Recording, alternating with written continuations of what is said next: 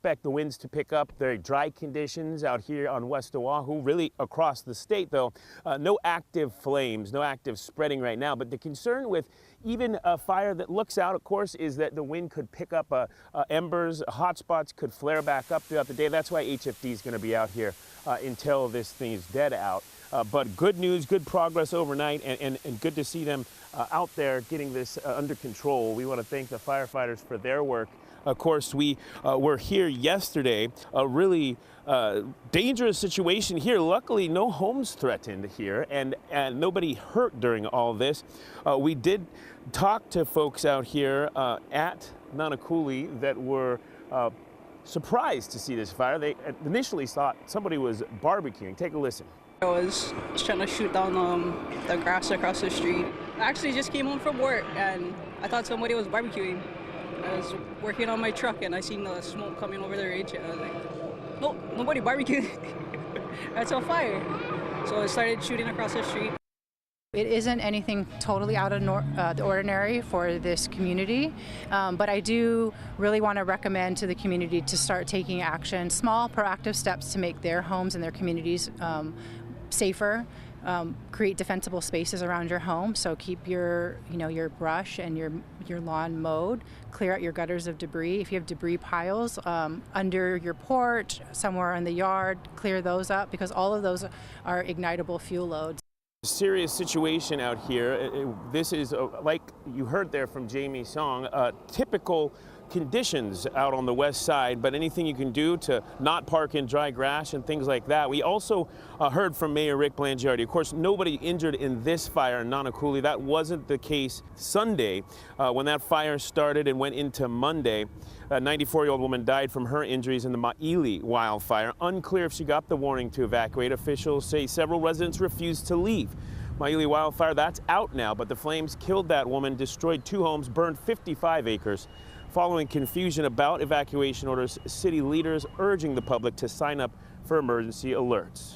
Back out here in Nanakuli, we just want to remind people that it is extremely dry and we're starting to see those winds pick up. Just as I'm speaking right now, we're starting to see them strengthen a little bit. So dangerous conditions here on the west side and across the state, as Guy Hoggy's been telling us on this first alert weather day. We'll send things back into the studio for now.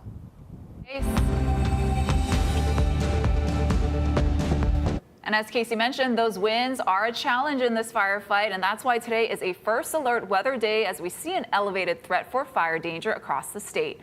This is a live look right now at Kahala. You can see those palm trees and the camera trying to hold on in these blustery conditions. Let's send it over now to meteorologist Drew Davis with more on what we can expect. Drew? Yeah, you can even see the camera just really trying to hold on there. Very blustery out there. We have a first alert weather day in effect for the entire state. We've been talking about it since last week. Strong trade winds and the fire threat. That's going to continue into the rest of this week. We're in the dry season now, so we can always see these fires pop up, especially over leeward areas, but we've got especially gusty trades out there right now. Over the eastern half of the state, a wind advisory for Maui County and portions of Hawaii Island. That's going to continue until 6 p.m. this evening. Gusty trades, potentially wind gusts getting up to 50 miles per hour. Luckily, we've had a little bit of moisture over the windward portions of Oahu over the last hour or so. A little bit of rainfall coming in along the Ko'olau, but it's been falling apart as it's tried to make its way into the central portion of the islands, and then relatively dry over the leeward parts of Oahu. A quick look at our maximum wind gusts over the last 24 hours, nearly 40 miles per hour across a majority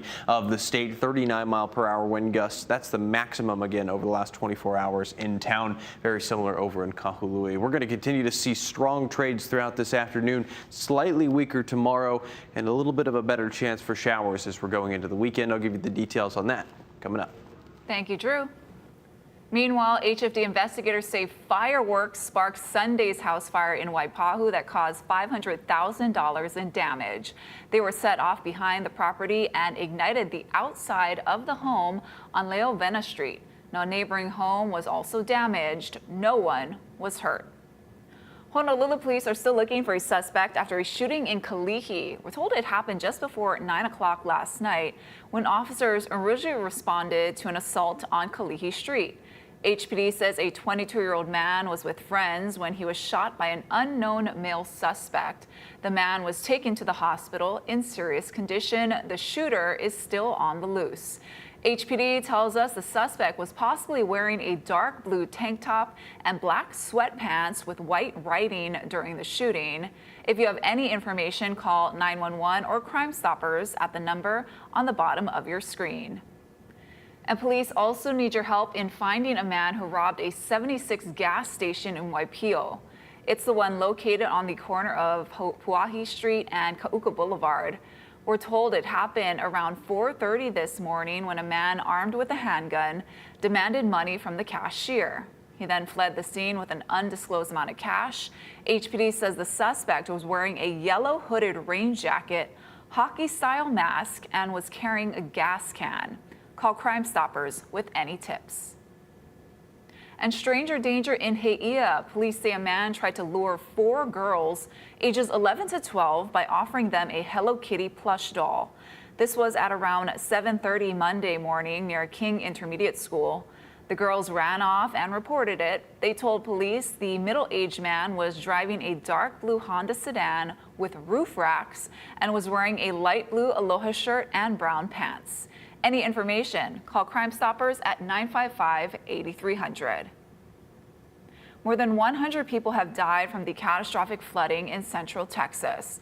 The last live rescue in the flood zone was on Friday, and search and rescue teams are still looking for any signs of hope.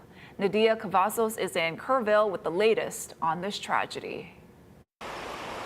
Officials in Kirk County, Texas, say they are not focused on the timeline of events from early last Friday morning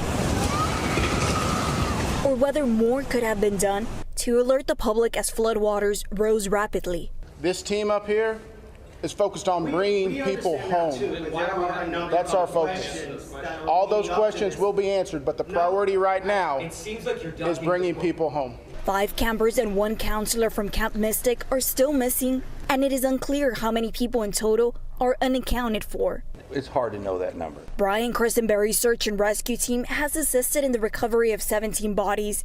He keeps the families in mind while digging through mountains of debris along the Guadalupe River. You know, I've had a lot of people come up to me that have lost their children and their loved ones and thanked me, and it's hard to even hear that because they have closure, but we haven't pulled anybody out alive yet, and that's tough. President Trump and the First Lady will be visiting the devastated area on Friday to survey the damage. They've praised the response and rescue efforts. I think a lot of lives have been saved. That could have been as bad as it was, and you could have lost double or triple.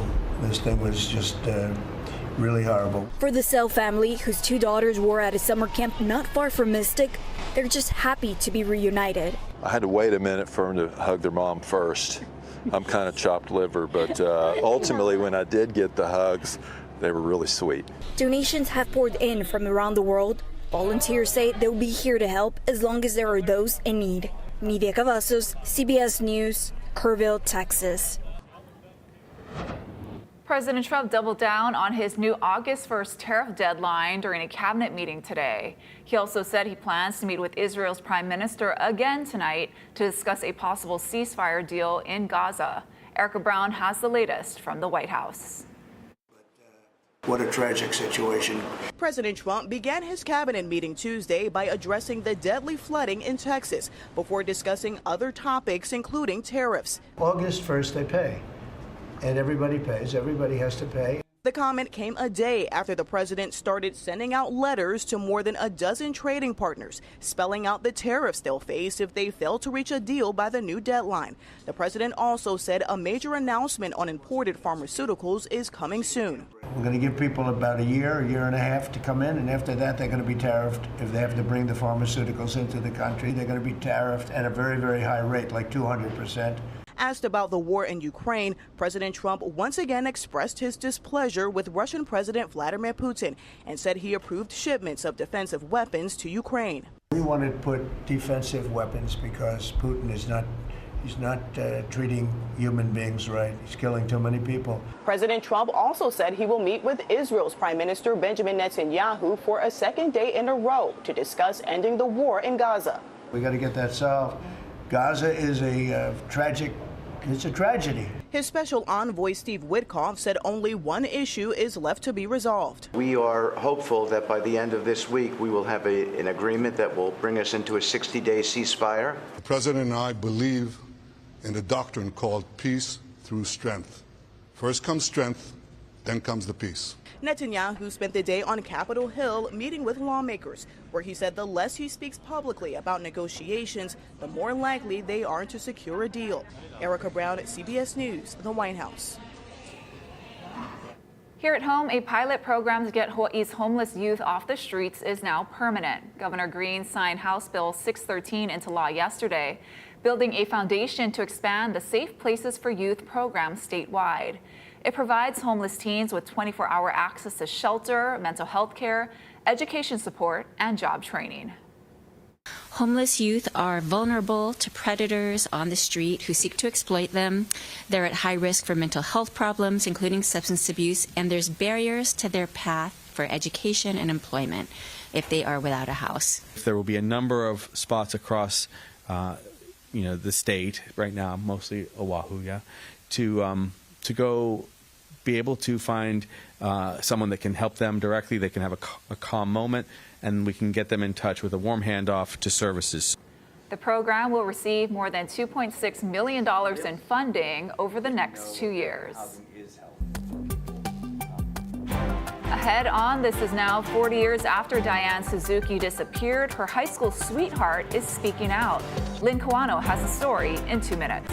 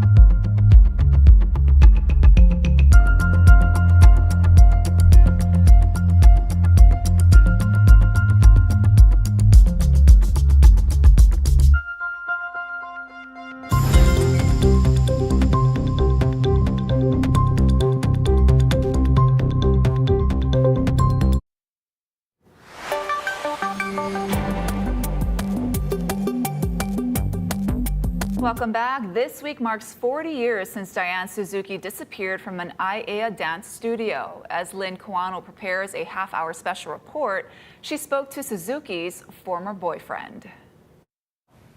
In his first ever television interview about Diane Suzuki, her high school sweetheart details the pain of losing her and waiting decades for answers.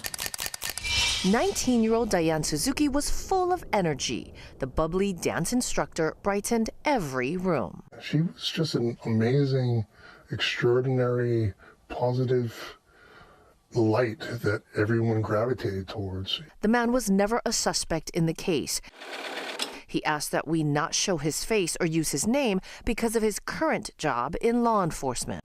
I haven't met anybody that loved me the way that Diane did. She actually based her future plans around me. On July 6, 1985, Suzuki disappeared. It was a Saturday afternoon. At 3 p.m., she finished teaching a jazz class at the Rosalie Woodson Dance Academy in IAEA. Just 15 minutes later, another instructor who was waiting for her reported her missing. Her keys, purse, and car were all left behind. Thousands of people searched for months. black shoulder length, very wavy. Okay, eyes were dark brown. She had on at that time black leotards, a white t-shirt top, cut in tight at the back. The case went cold. Over the years, there were new developments. Homicide detectives tonight are using high-tech laser and chemical technology to support what they believe happened to 19-year-old Diane Suzuki at the Rosalie Woodson Dance Academy 5 years ago. The search for Diane Suzuki's body is intensifying tonight, with detectives from the Honolulu Police Department returning to Wai'au. Multiple search warrants were executed and a grand jury heard evidence against a man she knew, but the case remains unsolved. It seems so unfair that one person would die then, and then the other person who was the suspect has seemed to go on with the rest of his life just a short distance away from where it happened. Suzuki's boyfriend says he is still affected by her disappearance 40 years later. You still love her? I do. You know, I still have the ring that she gave me. The man says long ago he lost hope that an arrest will be made, but he believes justice will eventually be done. He's going to be judged ultimately by the law or by his creator. So in this life and the next, he'll have to pay. We did ask the Honolulu Police Department and the prosecutor's office for an update. Both declined, saying the murder case is still open. I'm Lynn Kawano, Hawaii News Now. Thank you, Lynn. And you can watch Lynn's special tonight at 6:30 p.m. on KHNL, on hawaiinewsnow.com, or on our HNN streaming app. And look for expanded coverage on our HNN streaming app. That's on your smart TV, on Roku, Apple TV, or Fire TV. And stick around. Coming up after the break, I'll walk you through your first alert full forecast. The wind advisory up over the eastern half of the state will continue until 6 p.m. today.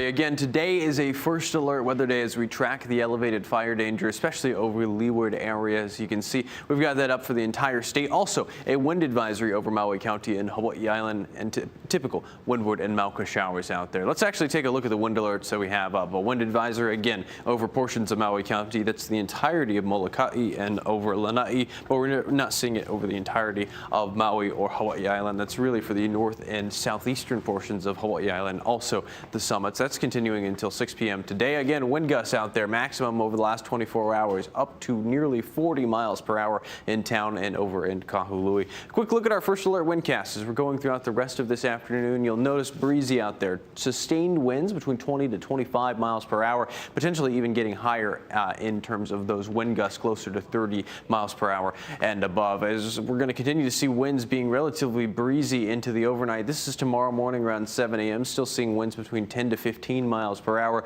A similar story in terms of those breezy trades throughout the rest of this week, but overall it's not going to be as breezy as what we're seeing out there today and what we saw yesterday. Of course, we're also tracking the brush fuels across the state. We've been showing this very consistently over the past couple of days. This is KBDI, the Keach Byram Drought Index. Today we're at 570. We've been watching this number creep up very slowly. It's a measure of how dry the brush fuels are across the state, and it's measured at the airport. The highest number you can get in this variable is 800. Typically is 600 is when we start seeing those fire weather alerts being issued by the National Weather Service. A quick look at our current dew points across the state. Relatively humid over in Kailua Kona, 64 degrees, and we're seeing humid conditions across the state, especially over in the Kona coast of Hawaii Island. Of course, we're going to see relative humidity drop throughout the rest of this afternoon during the hottest parts of the day. Our island by island forecast over on Kauai, we've got scattered showers and partly sunny conditions, a better chance for windward showers